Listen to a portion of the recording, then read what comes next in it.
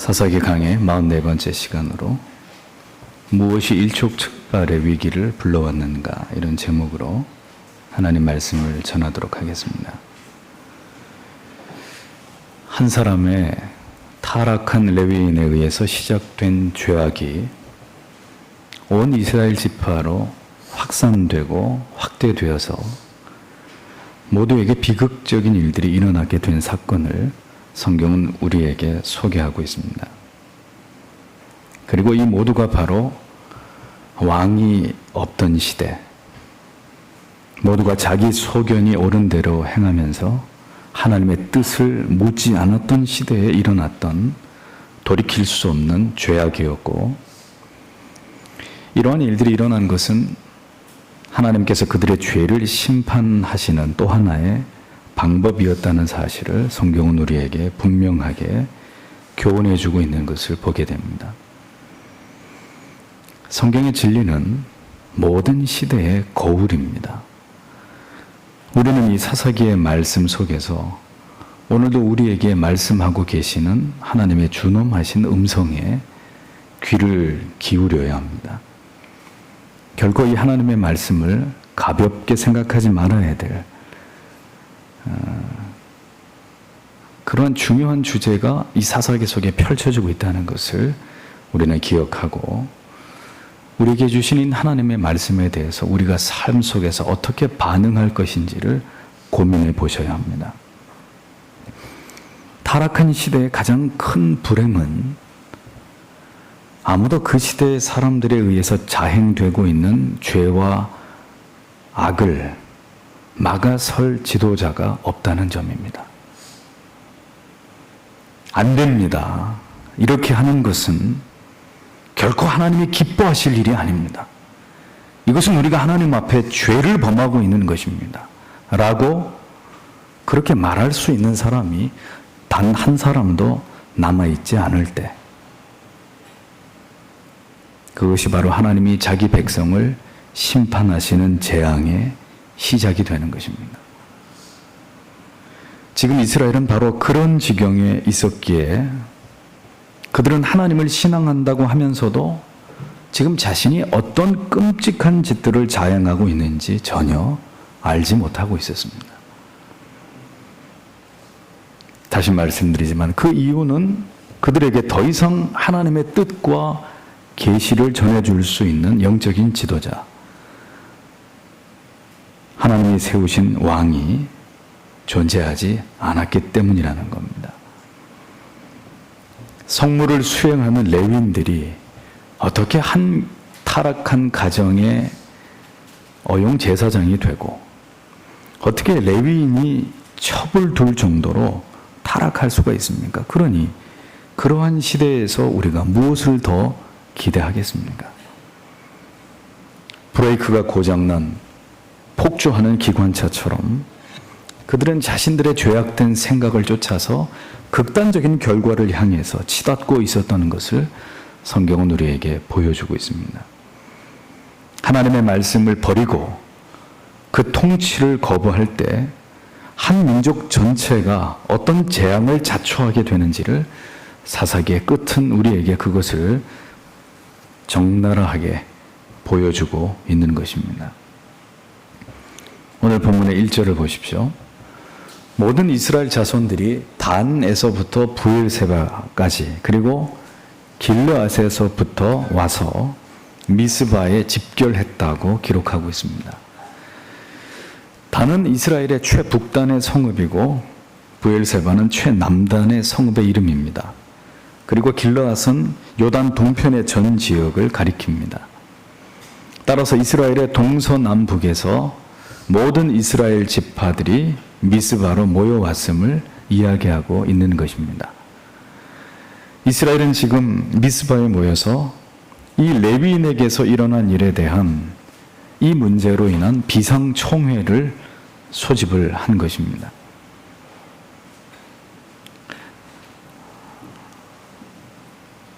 우리가 생각해 봐야 될 부분은, 진리를 떠나고 하나님을 버린 이스라엘 백성들이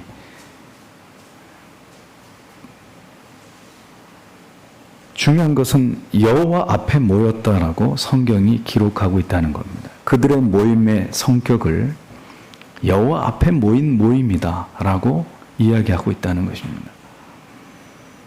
그들이 진정으로 여호와 앞에 모인 것일까요? 아닙니다. 겉보기에만 그러할 뿐이라는 이야기입니다. 그들은 여호와 앞에 모인다고 모였을지 모르지만 여호와 하나님의 뜻은 철저하게 무시되고 있었다는 것을 성경은 우리에게 보여줍니다. 이런 것을 보면 얼마든지 우리의 중심은 하나님을 향하지 않고 있으면서도 우리는 표면적으로는 하나님을 경외하는 거룩한 성도이고 하나님의 성회이고 영광스러운 교회라고 말하는 것은 그렇게 어려운 문제가 아니라는 것입니다. 명분과 대의가 있다 하더라도 중요한 것은 드러난 표면적인 것이 아니라 그 내면이라는 사실을 우리는 기억해야 합니다. 여호와 앞에 모였다 할지라도 그들이 여호와를 경외하는 하나님의 자녀가 아니라면 그들의 모임과 그 모임의 모든 도모들은 하나님과 무관한 것이 될 수밖에 없는 것입니다. 교회와 성도라고 또 성직자라고 아무리 거룩한 칭호와 이름을 내세워도 그 주체와 그 사람들이 진정한 하나님의 통치가 있는 것이고 하나님의 통치를 따르는 사람들이 아니라면 그런 거창한 칭호만으로 그들의 무리가 저절로 거룩해지거나 하나님을 기쁘시게 할 수는 없는 일이라는 것을 이어지는 성경의 기사 속에서 우리는 그것을 발견하게 되는 것입니다. 여호와 앞에 모였다는 말이 무색하리만큼 이제 그들이 내리는 일련의 결정들은 결코 하나님께서 기뻐하시는 뜻과는 무관한 결정들이었습니다. 그리고 이러한 그들의 결정에 대해서 하나님께서는 모든 것들을 그들의 임의대로 진행하도록 허용하고 계시는 것을 보게 됩니다. 어차피 하나님께서 하나님의 뜻을 드러내셔도 순종하지 않을 이스라엘을 향해서 하나님께서는 그들이 무슨 결정을 내리든 어떤 일을 진행하든 방관하시는 듯한 모습을 우리는 성경 속에서 보게 되는 것입니다. 하나님을 멀리하는 자들이 당하는 가장 큰 고통이 무엇인지 아십니까? 하나님의 뜻과 도우심을 간절히 필요로 하는 그 순간에 하나님께서도 그들의 요구에 대해서 결코 세밀하게 응답하시지 않는다는 것입니다. 우리의 평상시의 삶 속에 하나님을 의지하고 신뢰하고 기도하고 하나님의 말씀을 붙들어 하나님의 뜻을 알고자 하는 구별됨이 없다면 우리의 삶의 발등에 불이 떨어진 것 같은 위기의 순간이 찾아와도 아무리 하나님의 이름을 목 놓아 불러도 하나님은 좀처럼 응답하시지 않는 것으로 화답하신단 말입니다.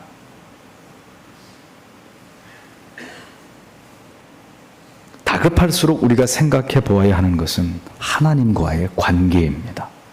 이것을 해 주십시오라고 하나님께 기도로 조르는 것보다 더 중요한 것은 지금 내가 하나님과 어떤 관계에 있는가 하는 것을 되돌이켜 보는 것이라는 것을 간과하셔서는 안 됩니다. 이스라엘을 보십시오. 그들은 하나님 앞에 모였으나 그들은 하나님의 뜻을 구하기 위함이 아니라 이미 그들은 어떤 결정을 내렸고 무엇을 하기 위한 목적으로 모였는지를 충분히 알 수 있는 부분이 뒤이어 나오고 있는 것을 보게 됩니다. 2절을 보십시오. 모든 지도자들이 총회에 모였고 또 그 자리에 보병 40만 명이 집결해 있었다고 성경이 말씀합니다. 여호와 앞에 모였다는 그들은 이제 이 일을 어떻게 처리할지를 하나님께 묻고자 한 것이 아니라 이미 군대를 소집해서 이 일에 피를 보고자 하는 마음으로 그들은 모여왔다는 이야기입니다. 이미 자신들이 결정을 다 내린 상태에서 그저 명분만 쌓고자 여호와 앞에 모였다 이렇게 말하고 있는 것을 보게 되는 거죠. 하나님께서는 결코 이러한 모임 가운데 이러한 뜻 가운데 함께 하시는 분이 아니십니다. 명분만 끌어대서 이게 주의 뜻입니다 하나님이 이걸 원하십니다. 그렇게 말하면 하나님이 그 가운데 함께 하실까요? 결코 그렇지 않다는 겁니다. 이 자리에 베냐민 사람들은 제외가 됐습니다.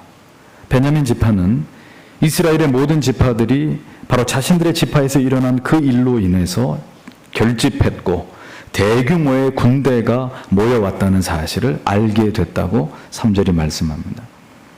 그러니까 이스라엘 총회는 지금 베냐민 지파를 제외한 나머지 모든 지파들이 모인 자리에서 이제 이 레위인을 세워서 자초지종을 듣게 되었던 것입니다. 4절에서 5절에 보면 이 뻔뻔한 레위인은 자신이 당한 일을 모든 이스라엘 지파 앞에서 간략하게 이야기하고 있는 것을 보여줍니다.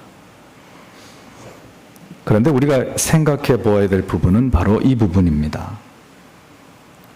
모든 지파와 민족이 소집될 일 정도면 정말 누가 보아도 그 문제는 실로 중요한 일, 아주 심각한 일이어야만 했습니다. 민족과 국가의 미래가 달린 중대한 문제라야 이 정도의 규모의 모임이 소집될 법하지 않겠습니까? 그런데 전 이스라엘 지파가 모여서 의논할 문제치고는 그 내용이 너무나 기가 막히고 어처구니가 없는 일이었다는 사실을 우리는 발견하게 됩니다. 레위인이 첩지를 하다가 그 도망간 첩을 찾으려고 가서 그 첩을 데려오는 가운데 기브아에 잠시 유숙하게 됐는데 그 밤에 그 첩이 윤곽을 당하고 그리고 죽었다. 이것이 사건의 개요입니다. 그렇다면 생각해 보십시오. 이스라엘 지파 가운데 누구든지 영적으로 깨어있는 사람들이 있었다면 어떻게 이 문제를 해결했어야 했을까요? 당신이 지금 제정신입니까? 이보시오, 레위인. 당신이 지금 제정신입니까? 어찌 레위인이 되어서 부끄러운 줄도 모르고 첩을 거느리고 또 기브아에서 그런 일을 당해놓고 뭘 잘했다고, 뭐가 억울하고 그게 분노가 치미는 일이라고 그런 일로 첩의 시신을 쪼개어가지고 모든 지파에게 보내서 이렇게까지 문제를 확대시키는 어리석은 짓을 했단 말이요. 하고 누군가 제정신이 박혀있는 사람이 있었다면 그렇게 그리 호되게 꾸짖고 돌이켜 회개하도록 촉구했어야 합니다. 그것이 이 문제를 해결할 수 있는 가장 지혜로운 방법이었습니다. 그러나 문제는 누구도 이 레위인의 말에 그렇게 대꾸하는 사람이 단 한 사람도 없었다는 것입니다. 이것만 보아도 이스라엘의 영적인 지도부가 얼마나 부패했고 이스라엘 백성들이 얼마나 하나님과 멀어져 있고 하나님의 뜻을 분별할 수 없을 만큼 영적으로 아둔해져 있는지를 단편적으로 알 수 있는 부분입니다. 이는 레위인의 개인적 복수심과 분노에 이스라엘 모든 지파가 지금 놀아날 만큼 이스라엘은 영적인 분별력을 가지고 있지 않은 상태였다는 것을 우리에게 보여주는 것입니다. 왕이 없을 때, 강력한 지도자가 없을 때 이렇게 목소리가 큰 사람에 의해서 전체가 좌지우지되고 요동치고 거기에 동조하고 흥분하는 일들이 일어날 수밖에 없다는 것을 우리는 이 사건을 통해서 교훈받게 됩니다. 이처럼 한 사람의 잘못된 행동과 판단에 의해서 전체가 영향을 받는 어처구니 없는 일들이 일어나게 된다는 겁니다. 이스라엘 공동체 전체가 옳고 그름을 분별할 수 없을 만큼 영적으로 무지한 상황 속에 그들이 있었다는 것을 성경은 우리에게 이러한 사건과 사건의 진행 속에서 우리에게 그 사실을 보여주고 있는 거예요. 다 엉터리들이라는 얘기입니다. 40만이나 되는 군대가 집결을 하고 모든 이스라엘 지파가 흥분할 만큼 지금 이 사안이 그렇게 중대한 문제가 아님에도 불구하고 이스라엘은 전체가 요동치고 있었습니다. 이것이 바로 하나님을 버리고 성경을 떠난 집단과 공동체 안에서 일어나는 불안이고 혼란이고 소동이라는 사실을 잊어버리지 마십시오. 하나님에 대한 살아있는 경외심과 지엄하신 말씀의 권위에 대한 복종이 사라질 때 성도 개인과 가정과 교회와 국가는 흔들리게 되어 있는 겁니다. 영적으로 깨어있는 성도와 교회는 모든 것을 하나님의 뜻에 입각해서 냉정하고 침착하게 대응하고 그리고 어떤 문제든지 지혜롭게 모든 문제를 풀어갑니다. 결코 침소봉대하거나 확대하거나 과장해서 공동체 전체를 위기로 몰고 가지 않습니다. 어느 선에서 해결되고 매듭 지어져야 되는 문제인지 올바로 깨닫고 현명하게 그것을 해결할 능력을 가지고 있다는 것입니다. 그것이 건강한 교회와 건강한 성도의 모습이라는 겁니다. 작은 일에도 이것을 과장하고 확대해서 공동체 전체를 위기에 빠뜨리는 일들은 그 공동체가 온전히 하나님을 의지하고 있지 않음을 보여주는 방증이고 믿음이 없음을 드러내는 소치인 것입니다. 그래서 우리는 분별력 있는 성도와 교회가 되어야 될 줄 믿습니다. 하나님을 의지하고 진리를 의지하고 올바른 교리를 바탕으로 모든 것을 올바르게 분별하고 지혜롭게 대응하는 그런 하나님의 사람들과 하나님의 통치가 있는 교회가 되게 해야 한다는 것입니다. 지혜로운 한 명의 지도자만 있었어도 이 일은 이렇게 확대될 일이 아니었습니다. 이 문제는 이 모든 일들을 확대시키고 선동한 사악한 한 명의 레위인을 징벌하고 레위인의 첩을 죽인 기브아의 범죄자들을 수배해서 그들을 하나님의 율법으로 다스리는 일로 얼마든지 매듭 지을 수 있는 그런 일이었습니다. 그러나 그렇게 할 수 있는 사람이, 그렇게 이 문제를 지혜롭게 풀어갈 수 있는 사람이 단 한 사람도 없었기 때문에 이스라엘은 지금 스스로 비극을 자초하고 있었다는 사실을 우리는 기억해야 되는 것입니다. 레위인은 교활하게도 자신의 사적인 분노를 공적인 분노로, 나아가서 민족적인 분노로 교묘하게 확산시켰습니다. 선동하고 자극해서 모두가 이 문제로 인해서 공분을 불러일으켜서 자신이 의도한 대로 복수를 결행하도록 교묘하게 조장하고 있었다는 겁니다. 이어지는 6절을 보십시오.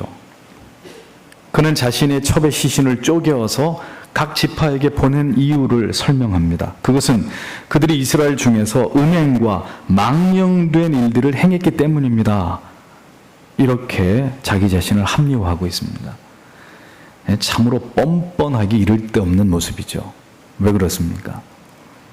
자신은 첩을 거느리고 그 첩이 자기를 버리고 다른 남자의 품에 안겨 있다가 아버지 집으로 도망을 치니까 욕정이 눈이 멀어가지고 돌이켜 하나님 앞에 회개할 기회도 발로 차버리고, 그리고 첩에게 가서 다정한 말로 다시 그 마음을 돌려가지고 계속 자기의 욕구를 채우려고 했던 그런 주제에 지금 누구 보고 음행과 망령된 일을 행했다고 말하고 있느냐 하는 것이죠.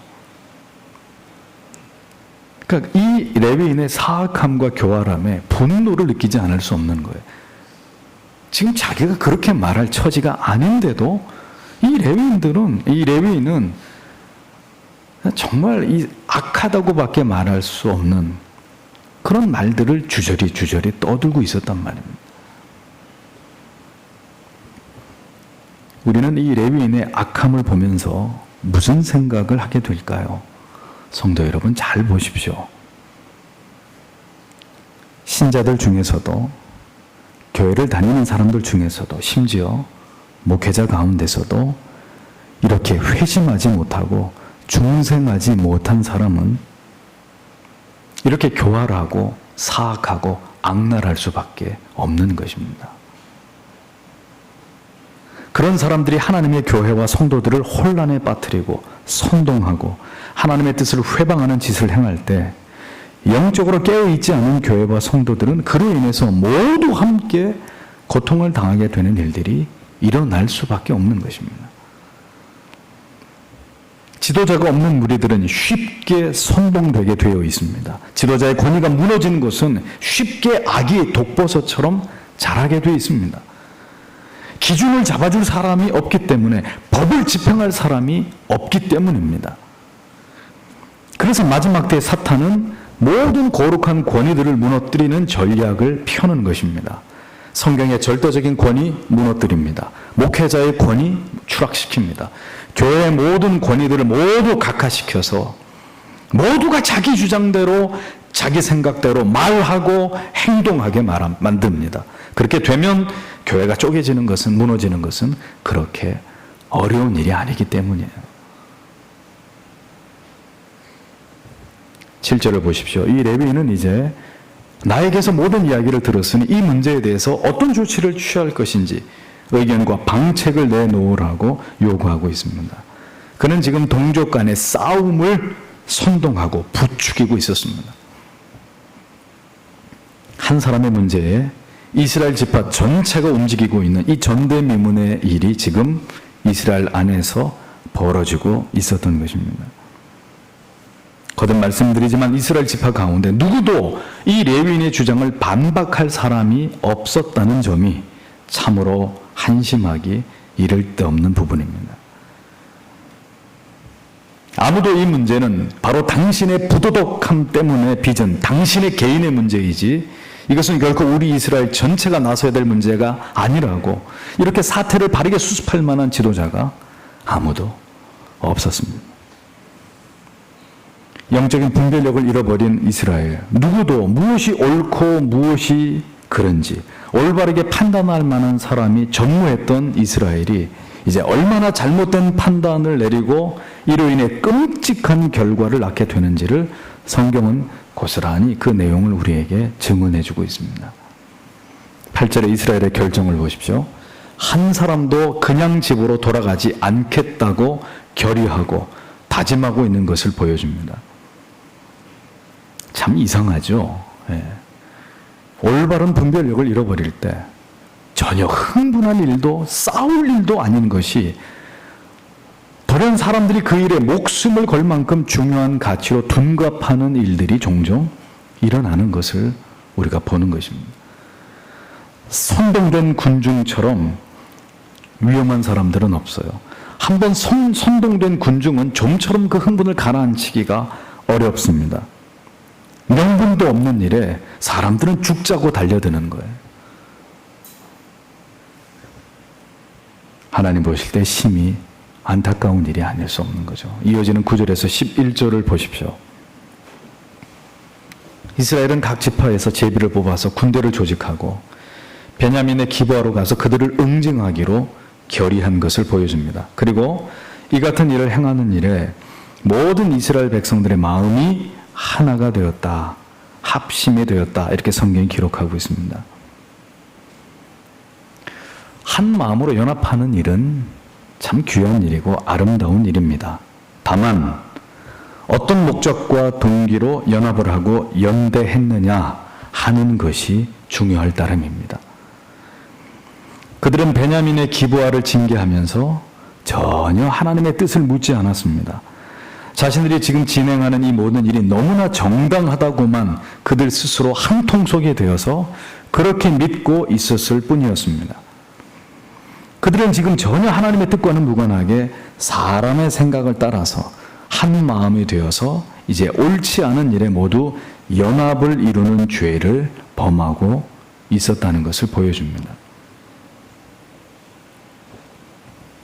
선하고 아름다운 일에, 하나님이 기뻐하시는 일에 교회와 성도가 연합이 되고 합심이 되어야 합니다. 전혀 하나님이 기뻐하시는 일이 아닌 일에 마음을 합하고 뜻을 모으는 것은, 이것은 전혀 하나님의 뜻을 분별하지 못하는 하나님을 거스리는 중대한 죄가 될 뿐이라는 것을 잊어버리면 안 됩니다. 하나님은 그러한 불의한 연합에 결코 함께 하시는 분이 아니십니다. 그 결과가 그것을 증명해 주는 겁니다. 12절에 이스라엘 지파들이 마침내 베냐민 지파 모두에게 그들의 입장을 전달합니다. 내용인즉 너희 중에 악을 저지른 자가 있으니 그 기브아의 비류들을 우리에게 내놓아서 그들을 죽임으로 이스라엘 중에 있는 악을 제하도록 협조해달라는 내용이었습니다. 그러나 베냐민 지파는 이러한 이스라엘 지파의 총회의 결정에 불복하게 됩니다. 왜 그랬을까요? 왜 이 베냐민 지파는 이 이스라엘 총회의 결정을 불응했을까요? 첫째는 이스라엘 총회의 권위가 실추되어 있었기 때문입니다. 이 문제를 바로 잡으려면 먼저 레위인의 부도덕함과 그의 음란함부터 징계했어야 합니다. 성직자로서의 본분을 망각하고 개인적인 욕정과 음란함으로 첩을 두고 그리고 집 나간 첩을 다시 데려오려고 하다가 이 모든 일이 일어났으므로 가장 먼저 벌을 받아야 될 사람은 레위인이었습니다. 그러나 이스라엘 총회는 이 레위인을 벌하기는커녕 그의 말을 듣고 모두가 선동이 되어서 지금 이 같은 결정을 내렸습니다. 또한 타락하고 부패한 것이 어디 레위인 지파, 이 베냐민 지파뿐이었겠습니까? 그러니 베냐민 지파 입장에서 볼 때 아니 도대체 누가 누굴 심판한다는 이야기인가?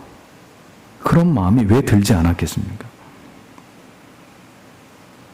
이런 한 사람의 레위인 말에 쉽게 선동될 만큼 하나님과 멀어져 있었던 이스라엘의 모든 지파 사람들, 베냐민 지파가 볼 때도 너희들도 제정신이 아니야. 우리가 볼 때는 너희들은 뭐가 잘났길래 지금 우리한테 와서 우리의 잘못을 가지고 뭐 이렇게 하겠다 저렇게 하겠다 말을 하고 있는 것이냐. 가당치도 않다. 베냐민 지파는 그렇게 생각했던 것입니다. 베냐민 지파가 이스라엘 총회 요청을 묵살한 두 번째 이유는 기브아의 비류들은 바로 자신들의 가족이었기 때문입니다. 자신들의 자식이고 남편이고 형이고 오빠고 동생이었기 때문입니다. 그래서 이 불량배의 가족들이 아마도 항변을 했겠죠. 뭐라고요? 그러길래 왜 우리 마을에 와서 하룻밤을 자고 가려고 했느냐. 다른 곳에서 묵고 갔더라면 그런 일을 당하지 않았을 것이 아니냐. 왜 우리 아이들만 가지고 지금 문제를 삼으려고 하는 것이냐. 뭐 이렇게 나름대로 베냐민 사람들이 항변을 했을 것입니다. 레위인이 첩을 두고 사는 건 그럼 옳은 일이냐. 나름대로 자기들의 논리를 세워서 항변을 했을 것이라는 겁니다. 팔은 안으로 굽게 되어 있습니다. 사실 이스라엘 총회가 그렇게 결정을 했고 그 총회가 권위가 있었고 정말 하나님을 두려워했더라면 그 일에 가담한 죄를 범한 자들을 모두 색출해서 내주면 되는 것이었습니다. 법대로 하십시오. 우리 지파에도 이 일은 수치스러운 일입니다. 이렇게 했더라면 이 문제는 깔끔하게 매듭되어졌을 것입니다. 그러나 그들은 가족이고 같은 지파의 사람들이라는 이유 때문에 그 악한 동성애자들과 강간범들을 두둔하고 비호하고 있었다는 것입니다. 베냐민 지파 전체가 기브아의 비류들 고작 몇 명 때문에 그토록 처절한 죽임을 당해만 했던 가장 큰 이유는 하나님께서 가장 미워하시는 동성애와 음란과 이 살인의 죄들이 동시에 저질러졌는데도 베냐민 지파 사람들은 전혀 그들의 이 같은 악행을 악으로 간주하지 않은 점 때문이었습니다. 가족이고 한 지파라는 이유 때문에 그들 안에서 저질러진 이 죄에 대해서 베냐민 지파는 그냥 덮어버리려고 했다는 거예요. 성도 여러분, 우리는 결코 이같이 어리석은 일을 행해서는 안 될 것입니다. 하나님의 지용하신 법에 따라, 교회의 법에 따라 하나님의 교회는 누구를 막론하고 반드시 권징과 치리가 실시되어서 회개할 기회를 도모하고 교회의 거룩과 순결을 지켜나가 하나님의 공의를 훼손하지 않게 하는 일에 어떤 편견이나 편협함이 없이 이 두려운 일들을 언제나 하나님 앞에서 성실하게 시행해 나가야 되는 것입니다. 만일 그렇지 않으면 그 모든 죄가 전체에게 임하게 되는 거예요. 그래서 하나님이 그들만 징벌하는 게 아니라 그 죄를 그렇게 다룬 그 모두에게 하나님의 준엄한 벌이 내려질 수 있다는 사실을 우리는 절대로 가볍게 생각하지 말아야 되는 것입니다. 한 성도의 죄를, 한 가족 가운데 한 사람의 죄를 가볍게 여기고 넘어갈 때 이는 그 가족 모두를 향하고 그 교회 성도 전부를 향한 하나님의 진노를 불러올 수 있는 것이라는 것을 기억하십시오. 아간 한 사람의 범죄 때문에 어떻게 됐습니까? 아이성의 전투에서 참패를 당하지 않았습니까? 베냐민은 자기 가족의 죄를 감싸다가 600명을 빼놓고 나머지 지파 전체가 괴멸당하는 그런 벌을 하나님 앞에 받게 되었습니다. 베냐민이 이스라엘 총의 결정을 불복한 결정적인 이유는 바로 이 모든 일들을 하나님께서 이렇게 되어지도록 섭리하고 계셨기 때문입니다. 하나님께서는 이미 이 악한 이스라엘 지파 전체에게 그리고 이번 일을 통해서 베냐민 지파에게 하나님의 징계를 드러내고자 하셨던 겁니다. 하나님께서 심판의 의지를 드러내실 때는 인간의 악을 허용하십니다. 그 악이 저질러지는 것을 하나님은 사용하십니다. 악을 향해 치닫는데도 아무런 하나님의 간섭하심이 없다는 것은 좋은 일이 아닙니다. 이거 봐라. 하나님이 그냥 봐주시네. 봐주는 게 아니고 버린 것입니다. 어떻게 되든지 나는 더 이상 너희들에게 관여하지 않을 것이다. 그래서 그들이 저질러지는 그 악을 통해서 상당한 보응을 그들 스스로 받도록 하나님의 관심을 끄시는 것입니다. 그것은 결코 좋은 일이 아니라 두려운 일인 거죠. 하나님을 떠난 이스라엘 백성, 그들은 자연스럽게 돌이킬 수 없는 비극을 향해서 움직여 가고 있었습니다. 하나님께서 더 이상 간섭하지 않으시고 이제 하나님을 멸시하는 자들에 대해서 심판하시고자 하실 때 하나님께서는 이렇게 마음껏 하나님을 버린 자들에 의해서 자행되는 비극을 허용하신다는 거예요. 서로 죽고 죽이는 일들이 일어나도록 하나님이 그것을 막지 않으신단 말이에요.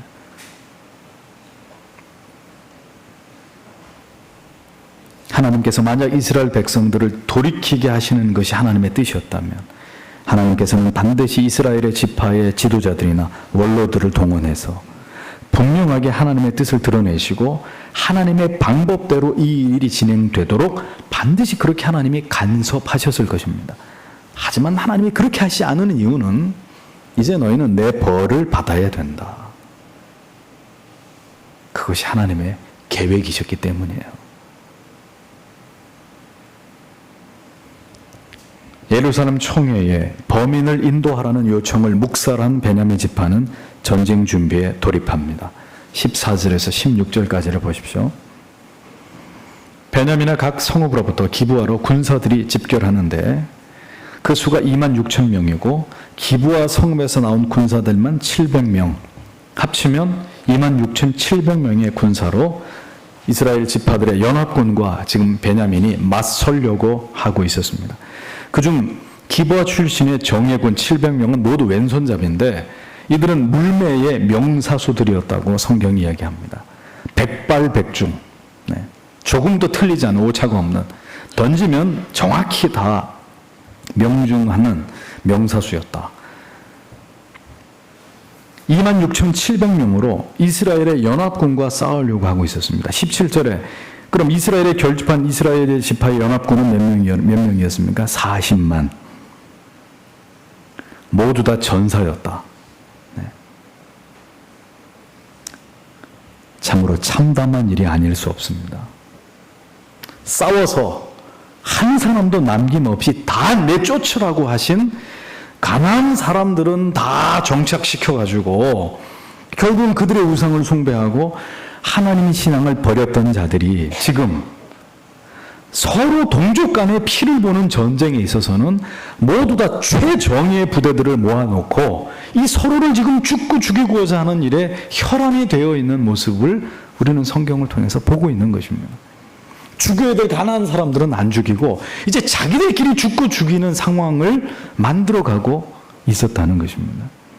결국 하나님의 심판은 이렇게 하나님의 명령을 따르지 않는 백성들이 스스로의 내분과 자중질환으로 결국 함께 피를 보는 것으로 징벌이 이루어지고야 만다는 것을 성경은 우리에게 보여주고 있는 것입니다. 죽이라고 하는 사람을 죽이지 않으면 우리끼리 죽이게 되는 일이 일어난다는 거예요. 얼마나 끔찍한 일입니까? 싸우라고 하는 세상과 안 싸우면, 마귀와 안 싸우면 누구하고 싸우게 되느냐? 성도가 성도끼리 싸우는 거예요. 교회가 진리를 수호하고 세상의 악과 싸우지 않으면 교회들끼리 싸우는 난장판이 벌어지는 것입니다.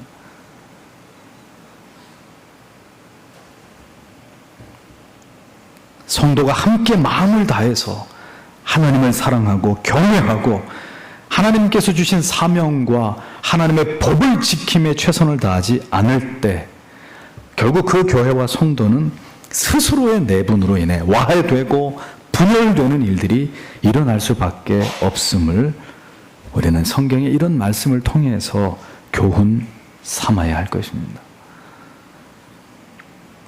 그래서 우리는 언제나 하나님의 뜻에 민감해야 합니다. 하나님께서 우리에게 무엇을 명하셨는지, 지금 우리에게 무엇을 원하시는지, 하나님께서 반드시 순종하라고 하신 하나님의 뜻과 명령은 무엇인지, 그럼 그 명령에 우리는 순종하고 있는 것인지, 우리에게 가장 중요한 사명은 지금 무엇인지, 이런 것들을, 이런 가장 중요한 질문들을 언제나 우리 자신들에게 던져야 되는 겁니다.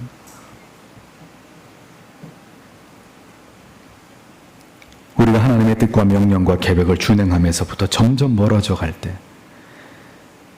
하나님의 나라와 의를 이루기 먼저가 되지 않고 결국은 우리의 삶과 내가 추구하는 가치와 성공과 그리고 번영과 형통에 치우쳐서 세상과 교회 사이에 양다리를 걸치고 위험한 줄타기를 하게 될 때 결국 우리는 형식은 신앙인이지만 그 마음은 하나님께로부터 멀어지게 되는 것이고, 그래서 무늬만 레위인, 무늬만 성직자, 무늬만 성도, 무늬만 교회일 뿐 불신자들과 전혀 다를 바 없이 죄 가운데 살아가는 부패한 성도들이 될 수밖에 없다는 것을 우리는 하나님의 말씀을 통해서 깊이 가슴에 새겨 넣어야 되는 것입니다. 그렇게 되면 그 결과는 하나님 없는 평안과 형통으로 우리의 삶이 잠시 행복한 듯 할지라도 끝내는 모든 것을 깨뜨리시고 무너뜨리시고 파괴하시는 하나님의 심판 아래 있을 수밖에 없다는 것을 우리는 잊지 말아야 되는 것입니다. 그래서 성도는 하나님의 뜻 가운데 있을 때 가장 행복한 법입니다. 그의 계명을 따라서 순종하고 하나님을 마음에 두고 하나님을 의지하고 하나님의 법을 따라 살아가는 삶을 살아갈 때 가장 하나님의 완전하신 도우심과 채워주심과 하나님께서 영광 받으시는 삶이 가능하다라는 사실을 우리는 굳게 우리의 마음에 붙들어야 되는 거예요. 다른 방법은 없어요. 다른 길은 없어요. 가나안 정책의 과정에서 그 불순종이 이처럼 지루한 징계와 회복의 반복으로 나타났고 결국은 사사가 활동하던 시대의 그 끝부분에서 이제 마침내 이스라엘이 동족 간의 피를 부르는 공멸의 비극을 피할 수 없게 됐다는 사실을 우리가 이 사사기를 통해서 확인하면서 우리는 63년 전에 이 땅에서 피바람이 불었던 동족 상잔의 전쟁의 아픔을 기억해야 될 것입니다. 하나님 경외함의 도를 버리고 성공과 번영의 시대의 우상을 따라서 교회와 성도들의 신앙이 점점 더 변질돼 가고 있는 지금, 전쟁의 폐허 위에서 하나님께서 이 나라와 이 민족에게 베풀어 주신 은혜를 기억하지 못하고 여전히 돈과 서로, 진보와 보수로 칼날 같은 대립관계를 이어가고 있는 오늘을 우리가 바라보면서 우리는 또다시 준엄한 하나님의 심판으로 제2의 동족 간의 죽고 죽이는 전쟁을 맛보게 되지 않으리라고 누가 장담할 수 있겠습니까?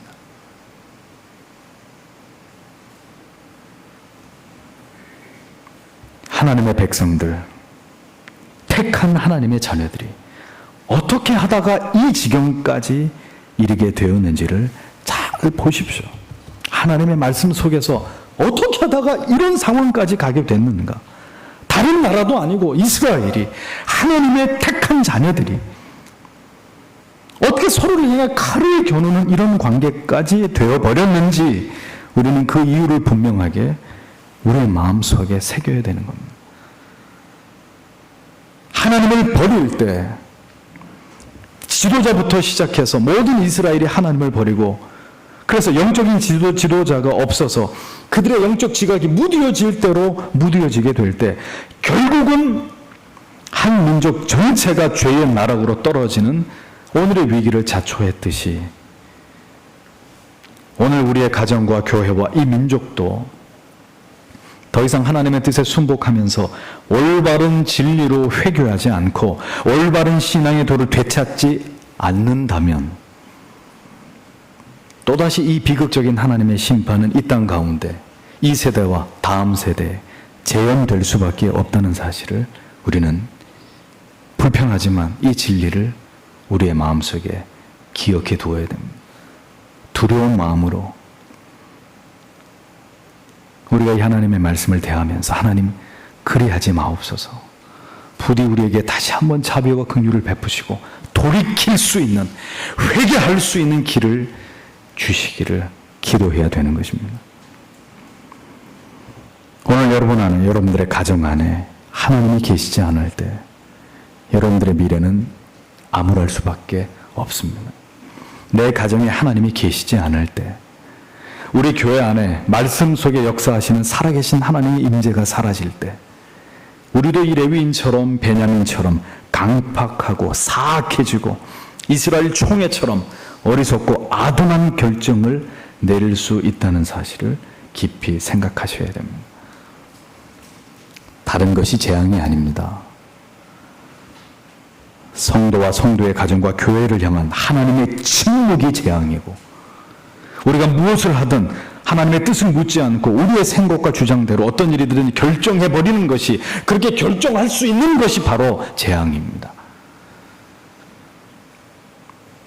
하나님을 두려워하지 않을 때 우리는 깊이 죄에 빠져들 수밖에 없고, 그로 인해 영혼의 지각이 무뎌질 때 개인뿐 아니라 국가와 민족 전체가 죄악으로 오염되고 결국 파멸의 길을 걸어갈 수밖에 없다는 것을 성경은 오늘 이 시대를 살아가고 있는 우리들에게 분명하게 경고하고 있습니다. 그러므로 내 자신부터 다시 하나님을 가까이 하고 하나님의 말씀과 법에 순종하면서 하나님을 경외하는 성도 되기 위해 우리 각자가 하나님 앞에 결심하고 결단하고 그것을 향해 돌이키려고 하는 노력이 나타나야 된다는 겁니다.